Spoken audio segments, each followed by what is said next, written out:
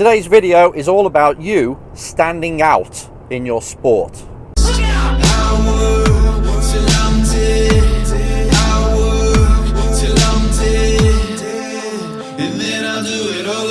not because of that, it's not because of money.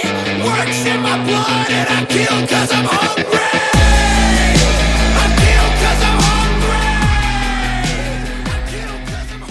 Hello everybody, welcome to another episode 16 of the season 2 of the Race Driver Coach Show, and we're on the road again.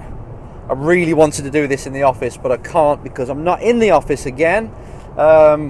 Just finished a race weekend and now I've just been up to Oxford University for a training session with a driver. I just dropped him off with the lethal Stuart Wild, and he is wild, to do a fitness assessment / brutal boot camp for 2 days, and I'm just on my way back down south now, so thought I'd do it on the road again because I've got to get this out. I can't stop making videos. I've got to keep contributing to you guys that are really putting in the effort to be race drivers, to be the best race drivers you can be. So I've got to make sure I bring my game and deliver on what I'm bringing to you. So here I am on the iPhone and using this as a microphone again, so sorry about the quality. But today I want to answer a question that only came in yesterday, but in saying that, it's come in last month, it's come in the month before that. The same person has emailed me over and over again, and other people, about this very subject, or related to this subject, and it's basically you, as an individual, as an athlete, standing out in your sport, peacocking above all the other drivers, so you attract more attention from race teams, from manufacturers, and from sponsors, obviously, but just so you're not invisible, because too many of you are invisible in the sport. There's drivers everywhere, mediocre drivers, fast drivers that are not really good enough, but you all seem to be on the same platform. Nobody's really standing out. Like if you look at UFC, we've got the fight coming up with Khabib and Conor McGregor. Now just answer me this, right? This is an extreme example, but you look at UFC, and I bet you, since Conor McGregor stopped, he just paused so he could go and play with Mayweather and all that. It's been 2 years, right, since his last fight, and I bet you the popularity of UFC took a nosedive, and it's just been flatlined since he hasn't had a fight. And now he's coming back. Now he's probably created a bit of a storm in the media because of his court case against Khabib when he threw that dolly at the coach that Khabib was in. I should think that was a bit of a marketing ploy to get him back on the scene. But anyway, whether it is on purpose or not, you know for a fact that UFC popularity, when that fight happens later this year, it's going to spike again. Why is that? Really, it's because Conor McGregor. He says he's bigger than the sport. I'm kind of starting to believe that now. He is as big, if not bigger, than the sport. If he's fighting, there's a spike in the popularity of how many people are watching the fights, how much it's in the media. So you can't deny that one person, due to his mouth, due to his work ethic, due to him being bloody good, is raising the profile of the sport, and every sport needs it. Athletics, or should I say sprinting, needed Usain Bolt. Boxing needed Muhammad Ali. In motorsport, we have got these stars, but we haven't got somebody who is single-handedly taking the sport by the scruff of the neck and raising its profile. We haven't got that so much. The culture doesn't seem to be shocked into the public watching. We need that. We need somebody who we are fascinated about. You know, Hamilton's the closest we've got to it in F1, but even that, still not bringing it to having some kind of star that raises the profile. Because I tell you what, if any sport gets this star, everybody wins. Sponsors come. People start to watch it on TV. You start to get more athletes want to do that sport. So you just get that one person who raises the profile of the sport, and it goes through the roof. Everybody wins. And I'm not going to say that you can do this single-handedly, because not many people manage to do it, because you need so many things in place for you to be able to even showcase your talent and showcase your personality. to bring this in. So I just want to bring it down to your individual world, because really, at the end of the day, if you've got the personality to stand out, that's great. But I want you to stand out within your own career, to be the brand, to be something you can sell, to have the kind of presence in the sport that allows you to attract sponsorship easier, it allows you to attract teams easier, and that manufacturer deal. Because that's what you're after, really. Honestly, that is what you're after. You want a paid drive, and if you're in a paid drive already, you want to get the next paid drive. You want to peacock even more above all the other drivers. So today I just want to give you a few hints, and the question was by Wes, by the way, and it's quite simply, how do I stand out in my sport? So that's what inspired this video. And there's a few ways. Firstly, I want you to see it like a company. If you look at a company now like iPhone, right? Should I say Apple? How do they peacock above Samsung? How did they do it? Because now we've lost the leader, Mr. Jobs. You can see a decline in the way the company's run.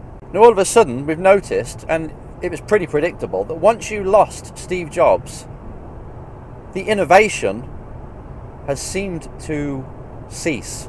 Okay, the iPhone 6 was great. It was a big jump from the 5. Design-wise and everything was pushed forward. But then 7 was pretty similar. iPhone 8 and X, okay, it's great, but people are not bothering to upgrade because you've still got the 6, which still looks okay. There's no peer pressure from the outside of not having the latest phone because it looks pretty similar to the last one, so no one will notice. So that innovation's not there anymore. I mean, Apple were known for inventing the mouse, inventing pretty much a desktop computer, the iPad, the iPod. They were coming out with so many inventions that forced us to, and everybody else, Samsung, to raise their bar. They were leading.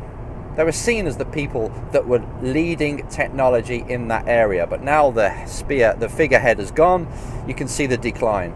And so even companies, they need that person to peacock. They need that one person to drive, the leader. And so do you with your racing.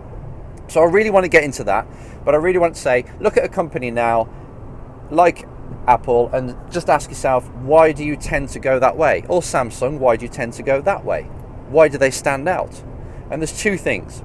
It's the quality of the actual product and the marketing. And let's just look at them two, because they're the main two, but obviously there's other things there. But they're the main two. And I want to know, what's the quality of your product? As a driver, what can you bring? Before the marketing, what is the quality of your product? And that's got to be speed. Are you able to be faster than most drivers out there? Do you deserve to stand out through your speed? If not, do you think that's a pretty good place to start working? Because you've got to stand out as a driver that is fast. You've got to stand out as a driver that's one of the fastest. So a little tip here. If you're coming to the end of the season, you didn't do very well, but then you're thinking about stepping up a category, I don't think that's a very wise decision. How about staying in the category you're in, saving some cash in doing so, but next year actually dominate the damn thing? Don't just be up there and just about getting into the top 10 and just being this invisible driver. How about getting with the right team, making sure you got the best car this time and being at the front of the grid, picking up pole positions, picking up race wins, and hopefully picking up the championship. That's how you peacock. It's a sport. Remember that. There's no point you aiming to stand out in the sport and hoping to get all these people phone you to offer you a drive or sponsorship if you can't bloody win in the first place. You've got to be good. You look at the Lando Norrises and the people in the sport at the moment that are attracting attention, it's because they're good. You know, if you put them in the car, they're going to put you at the front or near the front. They're going to get the best out of that car, out of the engineer. They're going to allow you to drive the car forwards. I want that driver in my car because he or she is pretty much the best out there. No shit. This is obvious stuff, but you've got to be quick. If you want to be a race driver that stands out, you must be one of the best that are out there. Also, thinking about that, you've got to be a people person. You've got to be able to lead people. Not only are you driving a car, you're driving the team. The engineer isn't the one that's running your car, it's you. The mechanic's not running the car, the team boss, it's not them, it's you. And you've got to stand out for being the boss. If you're quiet, if you don't really know how to turn the morale of the team around, and you're not very quick, you've got no chance of standing out. So people skills, speed and people skills, you get them two, you're halfway there. The next thing I want to talk about, which is your equivalent to marketing, is what's your reputation like? What's your reputation in the sport? What do people say? Someone can find this out for you. You can tell someone, go into the market, tell me, phone up teams, ask them if they've heard of my name, and if so, what they think of me to have a drive with them. Don't ask them yourself. Get somebody else to ask and do a bit of market research on you. And if they say, I've never heard of him, I've never heard of her, oh no, they crash all the time, oh no, they've got a bad attitude, you know exactly then what your reputation is. This is important to know, because then you can fix it. You must know what your rep is. And half of it's self-produced, obviously, through social media. What's your social media like? What's your brand identity like? Have you even got a logo? Is it out there, stamped everywhere? These are all things where you've got to think like a company. If you want to stand out in the business world that is motorsport, it's a business world, then what are you doing to actually do that on the business side? So there's two sides, two things I really want you to work on. One is your speed, which is really obvious. You've got to be fast, so put yourself in an environment, in a championship, in a car that suits your style, that you don't have to change too much, so it's a bit of an easy win. But dominate the damn thing and stand out for being way above that level. For everybody saying, man, you're good, man, you're standing out, you are so quick, much quicker than everybody else, what are you doing here? You should be in this championship instead. In fact, I'll help you. That's the kind of feedback you want. So go into an environment that gives yourself a shot. Even if you're aiming a bit low, get in there and win every single race. That's the way to stand out. And then on the business side, and obviously people side as well, you've got to drive the team, you've got to lead, you've got to be the kind of person that stands out as a person. If you look at all the entrepreneurs that have made it, like a Zuckerberg and all these, they're kind of eccentric. Richard Branson, because they're just in there and they know exactly what mission they're on, and they drive people and they get people together. You need this side to you. You can't be a little mouse in this sport. This is important to you. Make sure you wear that passion that you've got on the inside, on the outside. Make sure you have the work ethic, that you outwork every single person in that team. If the engineer, if the coach is pushing you to work harder, there's a problem. You stand out by outworking your coach. You stand out by outworking that engineer. Then on the business side, do a bit of market research. What are people actually saying about you? And if it's negative, then it's about time you changed it. If you start to focus on these two areas, which is kind of three, but two areas, and make sure that every single week you plan how you're going to improve these two areas, you'll start to notice that you start to stand out. Just another thing is, I've just realized now, is get about.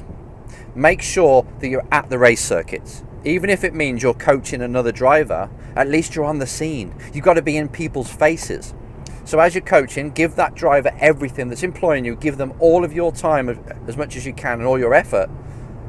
But now and then, just go and knock on the door of one of the race teams and just ask them if they've got a seat available. In fact, talking about being present, phone every single team that's in the championship above you and introduce yourself, saying, this is my goal, this is what I want to do, I want to be racing for you in 2 years' time, if you can't afford it just yet. Can you keep me on your books? Can you keep me in touch? Can you tell me the budget? Is there anything you can do to help me get that budget down? Or is there ways of doing this? And then if you do that, you make that contact and you do the lower championship, but you win it, they'll remember that. And you're sending them race reports, obviously, constantly. So get your name out there. That's marketing side of it. Talk to people all the time. If you want to stand out, they've got to know about you, which means you've got to talk to them, or your manager has, all the time. So get the speed, get the people skills, and market yourself. No different to a company. Stand out.